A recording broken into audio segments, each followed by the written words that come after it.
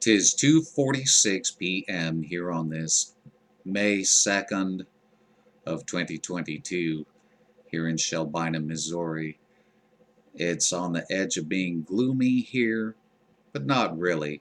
It's quite relaxing. Um, it's been brought to my attention, and I am understanding that the question of my diagnosis of Asperger's, hence autism on the autism spectrum, has been brought into question. While I don't have to explain nor defend myself, I will tell a little bit of the story. Um, Now then, in the latter part of my marriage, and if I remember correctly, um, I was divorced in 2001. But in the latter part of my marriage, probably from 96 somewhere up to 99, um, I was working in a hog processing plant. Hence, I had good insurance and insurance that I paid for. Um, all of this life I've been given, I had always felt like there was something different, and I was always told that there was. And there were many things happening and going on at that time, and I just felt like I was going crazy. So, since I had that insurance, I decided to go ahead and make an appointment to go see a shrink. Hence, I did. Um, I would have to try to get a hold of records, but I forget if it were the second or third visit that I had seen him. And you know, when you know what you're looking at, it doesn't take long to spot it. Uh, he handed me a piece of paper or a pamphlet when I walked in, and he had me read it. He says, "Here, I have this diagnosis, and it sounds like you. Read it." Um, so I did read it.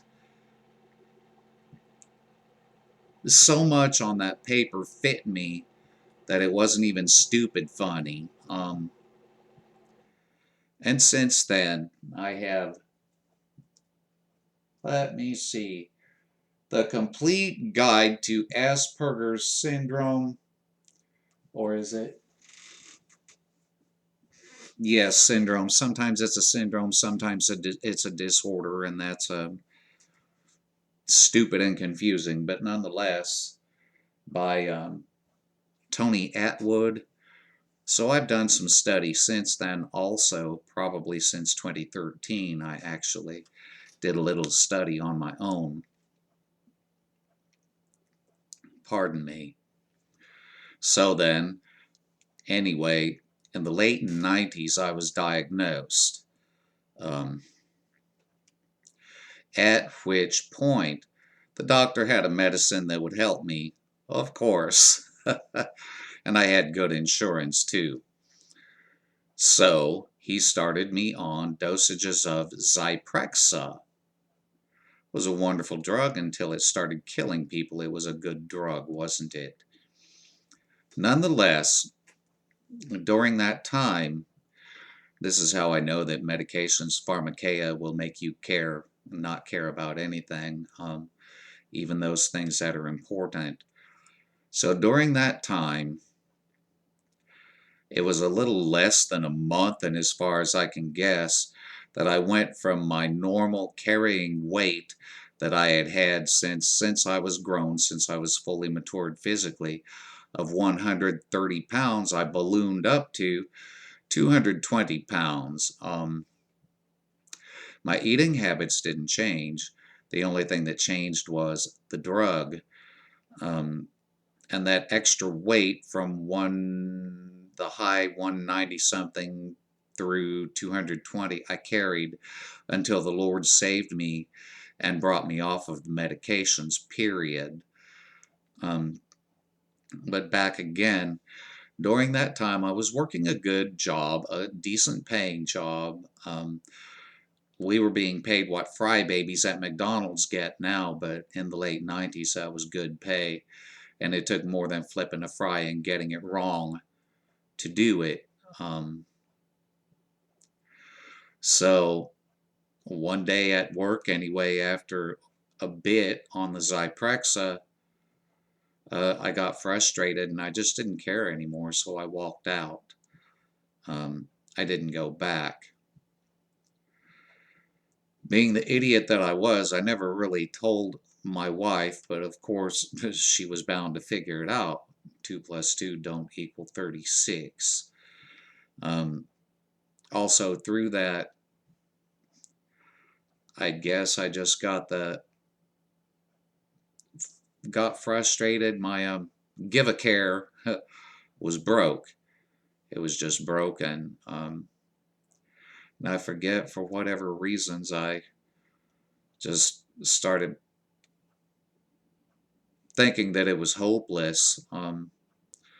So at one point I was having a conversation over the computer with my sister and explaining how things were at the time. And I don't remember exactly. It's been a long time ago. Some things I remember in great detail from the past, and other things not so much. But she had offered up their basement, that I could stay in their basement, which was finished, if I needed to leave. It wasn't but a couple of days, if not that day or the next day, that I packed up the car. It was I think yeah, 78 Chevy Impala, so it was a good sized old car. I loaded up my things in it and I took off for my sister's. In the meantime, I was still going back to my first wife and I's residence. She was still there, and we were still conversing. We were still on speaking terms.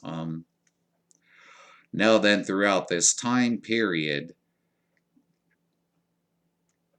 in Brookfield, Missouri, I had found out that if I were to go to a Section 8 housing complex there, or it was Brookfield Village Apartments, and I know they did accept such Section 8, possibly HUD, I don't know, but I went there and I made an application for an apartment. Now then, being as I was basically homeless, the manager there had told me that if I were to take a paper up and have it notarized saying that I had no income whatsoever, and at that time I didn't, that they would be able to let me have an apartment, and they did.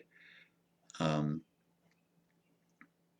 with that, the government sent me a utility allowance of just enough money a month to cover the electric bill that I had to pay at the apartment. At the apartments themselves paid the water and trash, so I was responsible for the electric bill.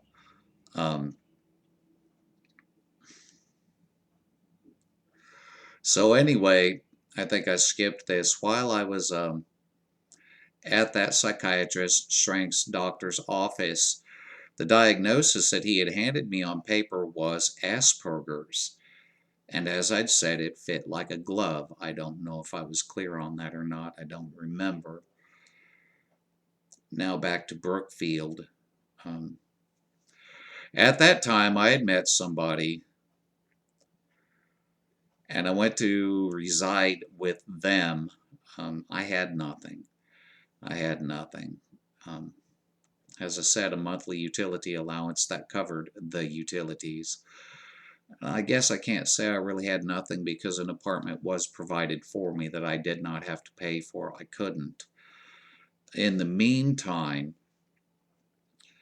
somewhere along the line, I found out that I could be eligible for Social Security disability on that grounds. So what I did was I got a hold of Social Security and found out, and what they had told me was, with the paperwork, to fill out the application for disability, they said you will have to go 1 year without working, period. So that meant no money. I didn't have brains enough or think enough to work under the table so that I could still have. But nonetheless, I would have to go a year without working. What they also told me was fill out the application, send it in. They will turn you down. They always turn you down the first time. When you get that refusal letter, take it to a Social Security disability lawyer. I did exactly as they said, and I got a lawyer hired. We went to a hearing where I sat at a great big table with a bunch of people around it, officials. I don't know what type of officials, Social Security, I would guess, maybe shrinks, what have you. After that meeting, it was cinched, and it wasn't long until I had the Social Security disability income on Asperger's disorder syndrome and whatever it may be next week. Now then, as time went on, of course, they kept me on medications, pharmakeia, witchcraft, and they gave me more. Um, my Zyp. Okay, when I had quit working, I had to go on governmental state insurance, which meant that I was transferred from a private physician, doctor, shrink, to a state-sponsored one. Now then, regardless of the diagnosis that I had received from the psychiatrist that I had paid for by working and earning, as it were, that insurance, this doctor called me bipolar, on the depressive side, or as it was once said, manic depressive. So he changed my medication from Zyprexa to Paxil, and with that he added Depakote, which I'm understanding is an anti-seizure medication, but used for other purposes also. I was never had any seizures of any type for any reason. Even around and during the accident, I was never seizure prone. I never have been. Anyway, the state doctor changed me from Asperger's to bipolar. I guess that was a state acceptable diagnosis, and then changed my medication from Zyprexa to Paxil and Depakote. And that I was on, oh goodness, until 2014, along with other medications. Now, I went on to reside with the person that I was residing with, and yeah, it was a sodomite relationship. I didn't know how else to provide for myself. I didn't know what else to do. Sounds stupid, doesn't it? I guess what I just should have done was simply hunted around and tried to find someone who would pay me under the table to work. But nonetheless, I did do that, and I guess you might say, hey, make it plain as day. I guess I basically hoard myself out for support until the social security would come through. And I let it be known to him that as soon as my first check came in, that I was out of there, that I was leaving. So when my first check did come in, that's exactly what I did. This is going to sound convoluted because I have so much to say, I guess, and I'm not really organized about this. I'm kind of winging it. Um, anyway, after that, I was able to leave there and move into a government subsidized Section 8 apartment complex, and I resided in those for a while. At one point, probably 2008, 2009-ish, I moved into a house which was subsidized under HUD. At that point online, I met someone else, roommate, and so I moved to a place called Mosby, Missouri, which is near Excelsior Springs. During that time period, I was visiting seeing, as it were, someone in Cameron. I had no driver license, hence my roommate would take me there. Um, During one visit, I guess I was a blackout drunk by then. I was a good drunkard, if there was such a thing, or is. So one night, and I know this by police records and timing and such, on the way back to Mosby, somewhere up around Smithville, maybe someone who listens, these names will mean something to them, was where the accident took place. I'm understanding by police reports that a deer ran out in front of us. He tried to miss it. The front of the car hit the ditch on the right hand side of the road. The car flipped. It didn't roll. It flipped. It flipped and it rolled.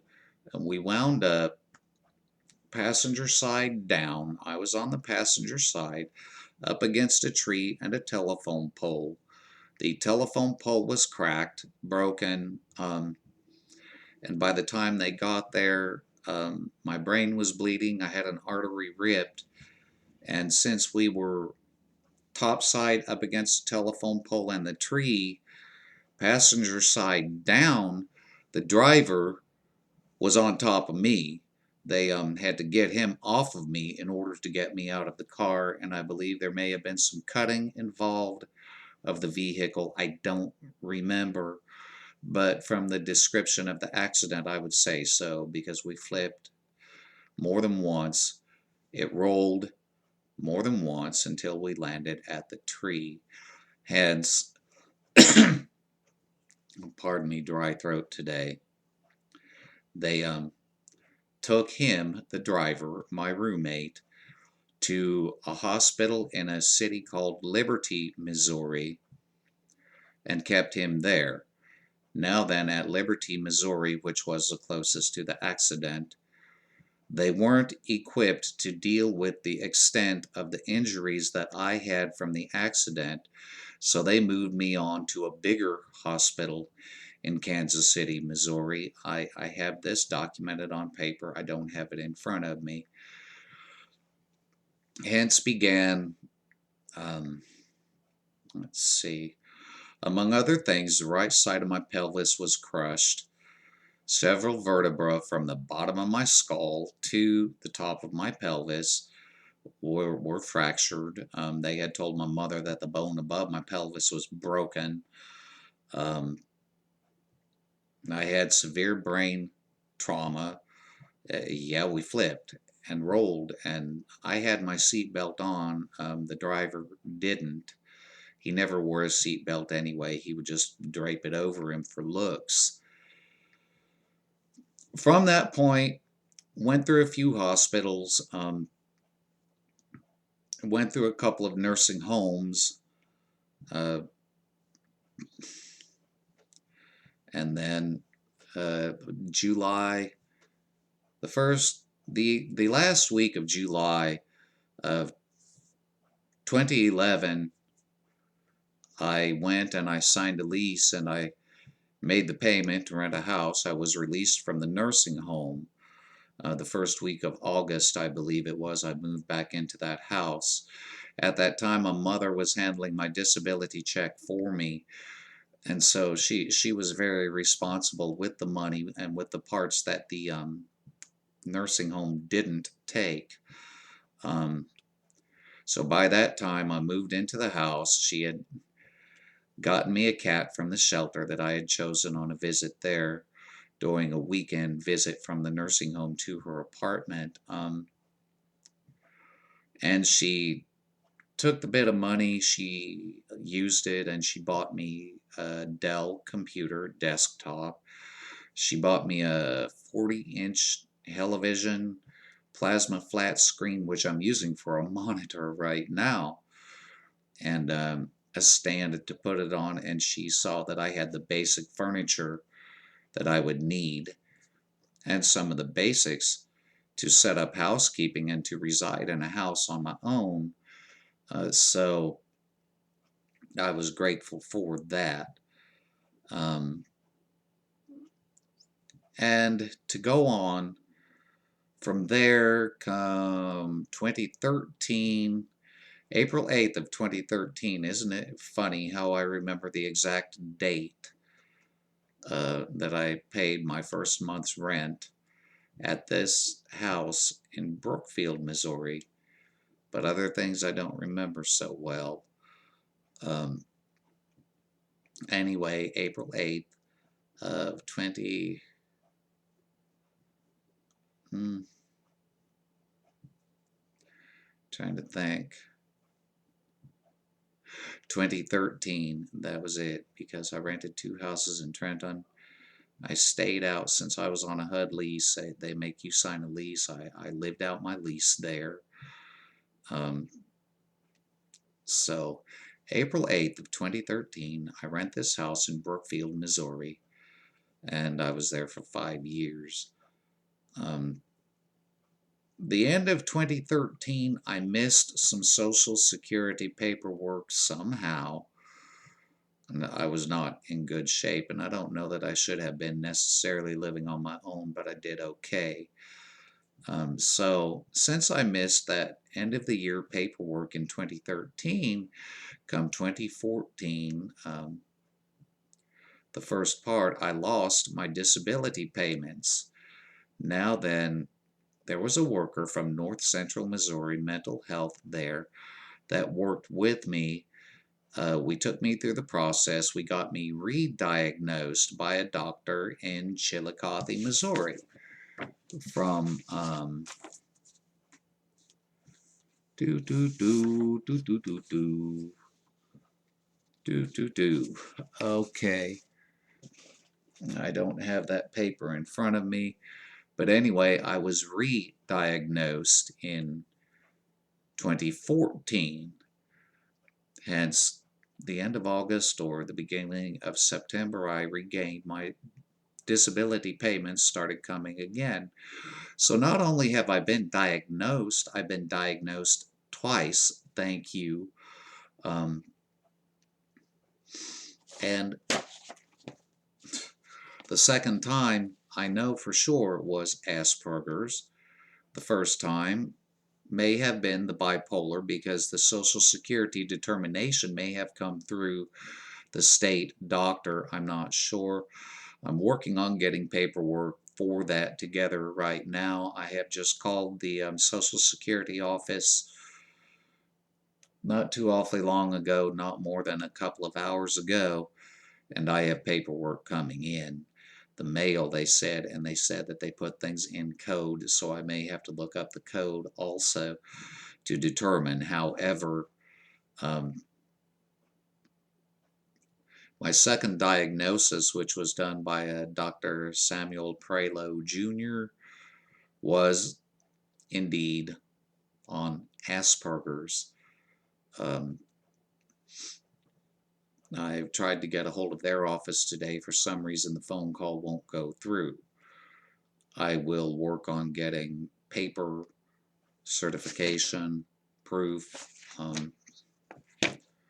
that that is indeed what my diagnosis was.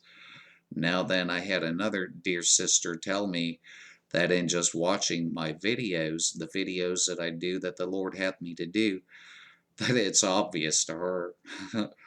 It's obvious, and maybe because she deals with it and she lives with it also.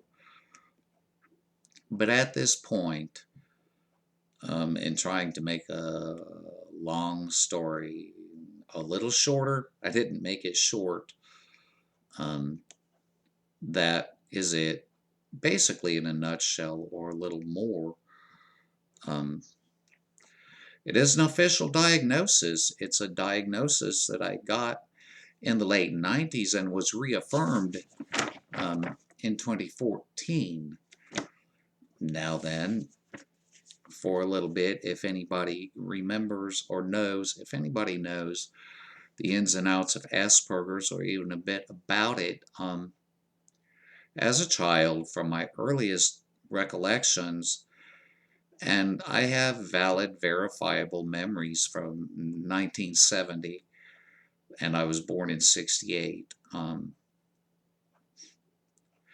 People thought that I was smart. One of the things that struck me was in the book, children with Asperger's are often referred to as little geniuses. Well, I was.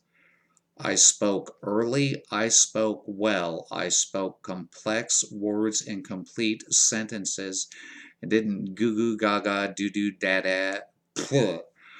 Um, in my hometown, the town that I was born in, Pattonsburg, Missouri, if there were any that are old enough to remember, I remember folks asking me because I was well spoken, "Are you a midget?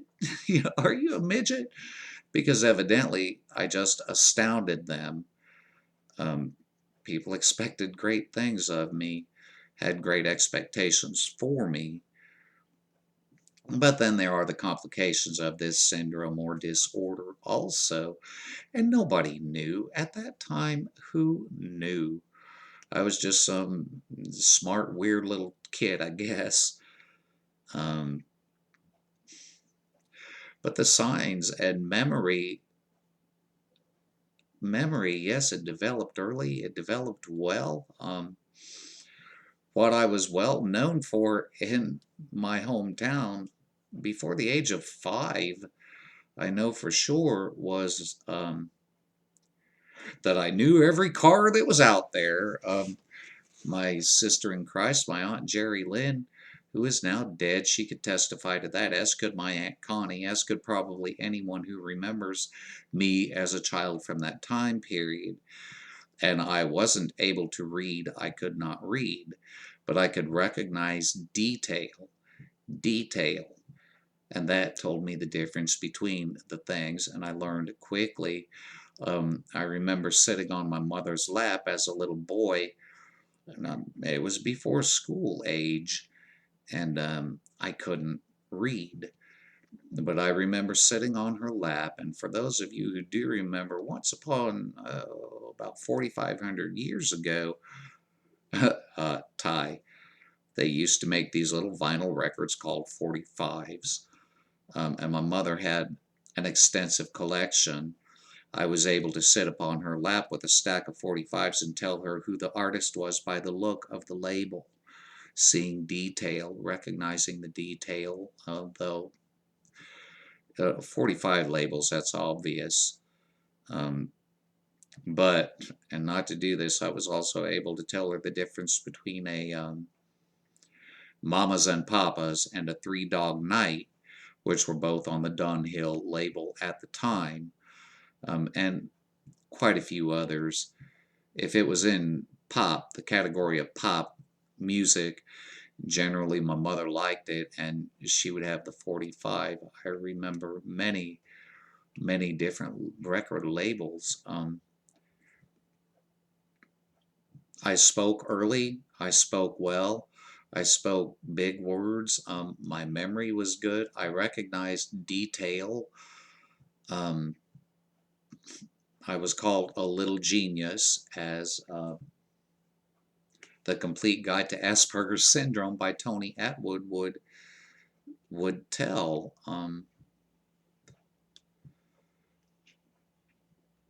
Not everyone knows me, and not everyone knows everything about me, and not everybody needs to. But since that has been brought into question, I will be working on um, gathering paperwork to prove, though I don't have to, that that indeed is a diagnosis. It's the diagnosis that I was given. Now then, I don't know how well I'm going to be able to um, do with these. However, I will do as best as I'm able holding that webcam, and then I may go ahead and just do screenshots and put them in the description box. Let's see how this turns out. I have 2 papers here, so the paperwork that I do have, I will share. Webcam's going to be moving, so prepare. I will try to do what I'm able to do. Here we go.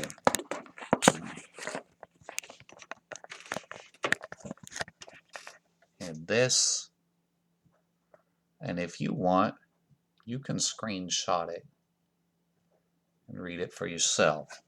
This is, after my examination by Dr. Prelo, this is my appointment letter for a hearing with Social Security. Very steady.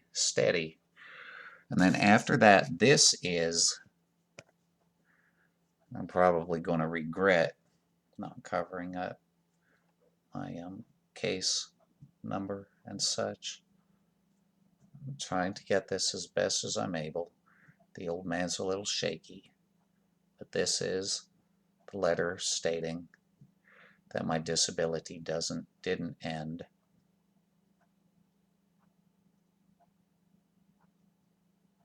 And there would, of course, be the date on that, and you can see our decision. Now then, if that's a bit too shaky for you, then perhaps you can pause it or what have you and see for yourselves. Now then, try to get this adjusted out again. The goal right now that I'm working on is to get paperwork from the state, from Social Security, and or the office that Dr. Samuel Prelo worked from,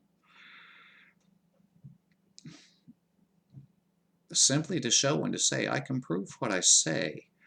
I'm not playing games. I'm not stupid. I'm not. I'm not lying.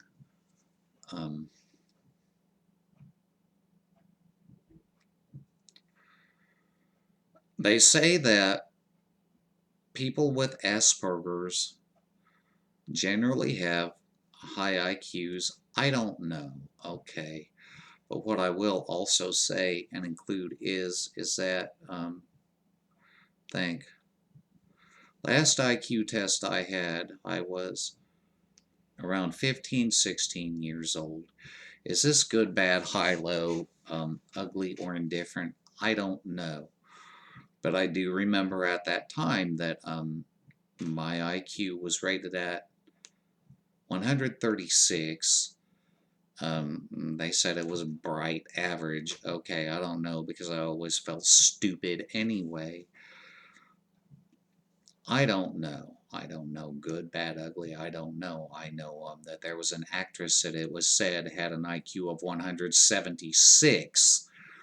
So you weigh that up against 135, 136, it's nothing.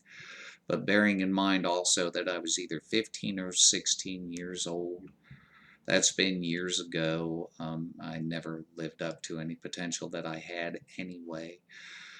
But, you know, there's those who want to question are still going to question anyway. Those who want to call me a liar are still going to call me a liar anyway. And those who have a grudge to work out or a point to prove, they're going to. So while this is something that I really do not have to do, you know, why not? Why not? It hurts nothing as far as I know. So that be that for right now. When I receive the appropriate paperwork giving the official diagnosis, because yes, I realize that this paper here says, we're writing to let you know we have made a disability hearing decision on your case. Capital letters, topic, our decision, statement, we find that your disability did not end. This means that your benefits will continue. I realize that that does not say what the diagnosis nor the disability is or was. I know that. I'm not stupid. Yo es no stupido. So as I said, once I get the appropriate paperwork showing what the actual diagnosis is, then I will most likely share that also. But for right now, this is what I have. This is what's there. I have other paperwork over here to the side. Um, yeah. Okay, and I should probably cover these numbers up. I don't know that it makes me any difference anyway, but I will try to do that. Let's see. Okay, my DDS case and my contract number. It's really none of your business, but I will show this. Here is one paper, and I have another. It's an appointment letter showing that I did indeed have an appointment with Dr. Samuel Prelo Jr., PSYD, at the Northwest Behavioral Health CONS consultants, I guess, um, in a town. So, you know, um, here, in as much as I'm able, best as I can.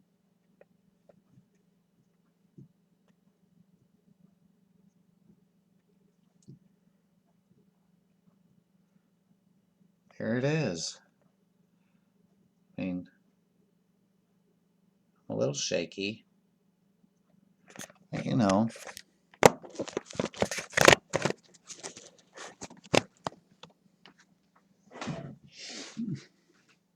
I'm not lying.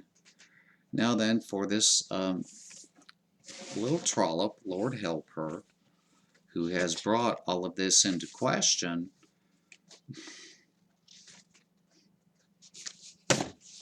you go against the state of Missouri and prove me wrong.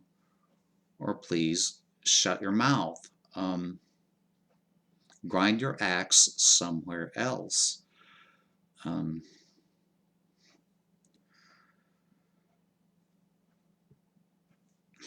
There's nothing to say, really. It's there. It's there. I believe that their diagnosis may even have been PTSD, which if you blow a booger wrong, you get PTSD, right? Pardon me. And Asperger's.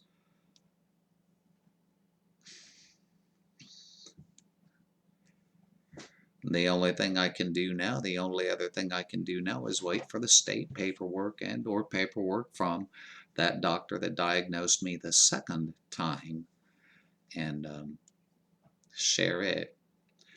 But anyway, you know, I really don't have to do this. My Lord, my God, He is my defender and He is the avenger. Um, if I am right, He'll fight my battle and I'll have peace someday. I do not know how long 'twill be, nor what the future holds for me. But this I know, if Jesus leads me, I shall get home someday. If you're saved, you're saved. If you're a convert, if you're saved and converted, there are no conditions. You're saved. You're either going to make a mess of things or not. Um, I can see the timer as a webcam's right here, and then the timer on the screen is just about right above it. And I can see that I'm going into 40 minutes with this. But it's pretty simple. It's pretty simple. All of my life, I was different. Different. I wondered what. I wondered why. At one point during my marriage, and I was probably suffering autistic burnout, but who knew? I had no idea. So I was capable, so I went, got a diagnosis, found out what was going on. It was a relief because I knew that I wasn't just crazy. um, losing my mind or never had it to begin with. It was a relief. It was a relief. Um, and then they put me on medications. I thought, oh, this is going to help. This is going to make things better, even more relief. Um, Nothing got better until the Lord saved me. Nothing got better until the Lord saved me. Um, the medications will take away your anxieties. The medications will take away your conscience. The medications will cause one not to care. Why? Because that part of you is dumbed down with the pharmakeia, with the medications, with the witchcraft, which I was on from the late 90s until 2014. And then after I was notified of my divorce, I was notified that my first wife was going to divorce me, and then I started drinking like a fish. I had drank a bit before, but after that, all hope was gone for me. Who cares? So I went on. My fault. My fault. Now then, during our separation, I had asked for a trial separation so that I could get my head together. Probably once again suffering from autistic burnout, and I had no idea. I would have had no idea at that time. During one visit, this is my fault. Pride played in. I wanted to hurt her with words. I wanted to hurt her, and I was wrong. But I had gone there for a visit. I forget what the conversation and stuff was even about. Um, and as I was walking out the door to the car, she was behind me. I don't remember us fighting or being argumentative or anything.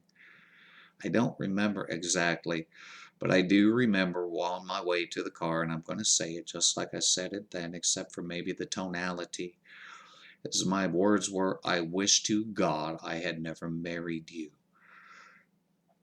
And she may have said something after that, I don't know. So I went and I got into the car, and I had talked with her after that, a couple or few years after that. She said she went back into the apartment, or maybe while she was out there, but her next thought was, I'll make your wish come true. The divorce proceedings came around. We had nothing between the both of us, and what tiny bit we had materially was already split between us, because I took what I cared about when I left.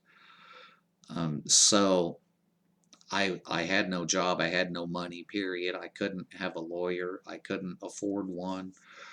So I saw no need whatsoever to go to the divorce proceedings. I thought, okay, this is going to happen. I can't pay for anything, no one to defend me. And honestly, I didn't have the money to go over there anyway. It was a few miles away. May or may not be a pathetic excuse. But years later, not horribly, but years later, when I spoke with her, um, or communicated with her, she had told me that all I would have had to have done was walked into that courtroom and said, I don't want this. And she would have stopped it. She would have stopped it right there. I could have gone back home. But it's amazing what pharmakeia will make you not care about, what pharmakeia will numb you to. And then with the booze on top of it, by that time, it started out with pharmakeia, started out with some Zyprexa, um, which then went to Paxil and Depakote. Yeah, pharmacy, pharmakeia, pharmaceuticals, witchcraft, witchcraft. I can't blame that for everything. No, I don't blame that for everything. But with the complication of there were things that were going on at the time, we had been through some pretty good trauma together with each other, not against each other. Plus the new diagnosis, the autism, and then straight into medications, and then boom, I balloon up, what, 70, 80, 90 pounds over the weight that I had carried since I was full grown. Um, Too much, too many things all at once. And those of you who do know about the autism spectrum, specifically Asperger's, or maybe are there yourself, you're going to know, you're going to understand. Um, we were both lost people. Neither one of us were saved. I had a decent show of religiosity when necessary, to the point that I was accepted by churches. Um,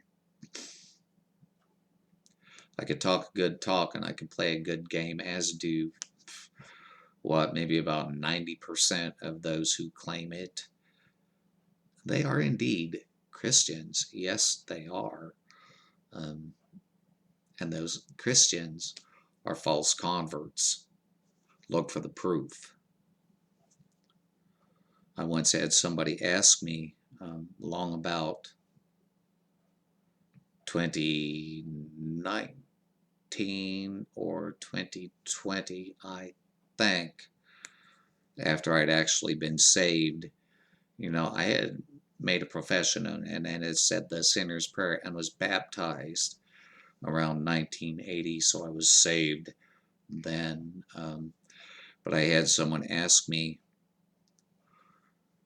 do you think that you were saved and just, I wish I could remember their exact words, but to the effect of, do you think that you were saved and just backslidden or in sin all of that time? And I told him, 2 Corinthians 5:17, if any man be in Christ, he is a new creature. Old things are passed away. Behold, all things are become new. Are you kidding? Do you see the fruit? I was lost. I was lost, lost, lost, lost. I mean, look at it. Pretty simple.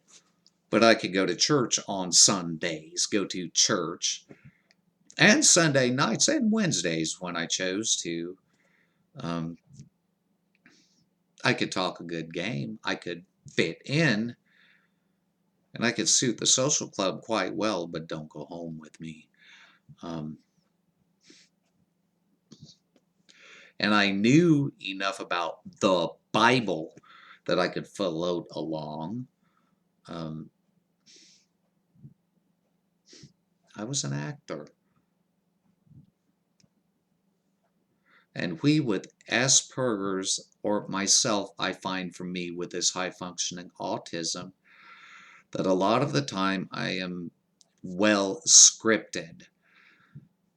Well scripted, not insincere, not lying and not insincere, but well scripted. That's how I work. It's symptomatic. It's symptomatic.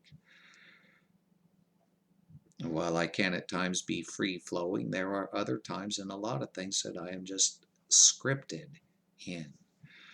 Of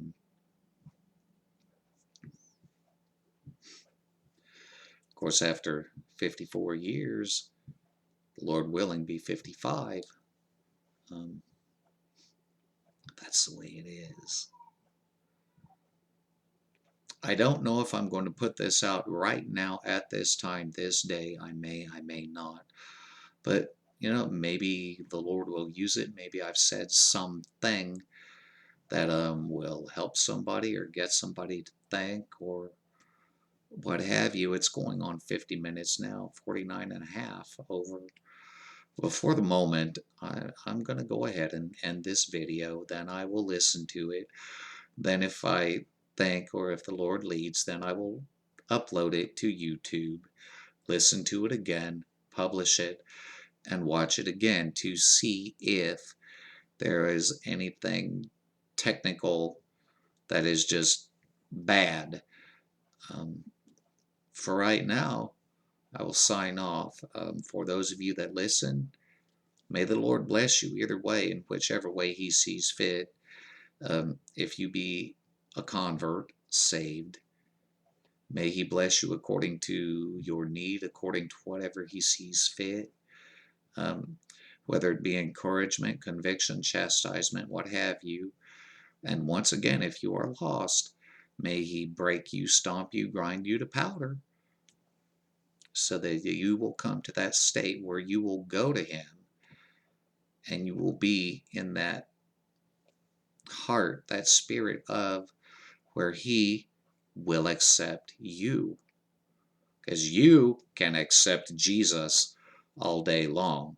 You can give your heart to Him as a young girl or boy. Doesn't mean that He accepted you. It means you accepted Him, most likely the fake Jesus of Roman Catholicism, which has been divvied up into 3,000 different pieces and spread out among uh, her daughters, the whores, the daughters of the whore. May you come to the Lord honestly. May you really come to Him. If you are lost, if you are in doubt, ask. Seek and ye shall find. Knock and it shall be opened unto you. Singing Alleluia, Alleluia. Anyway, wonderful day, whatever wonder the Lord chooses, to whomever watches. Thank you. Goodbye.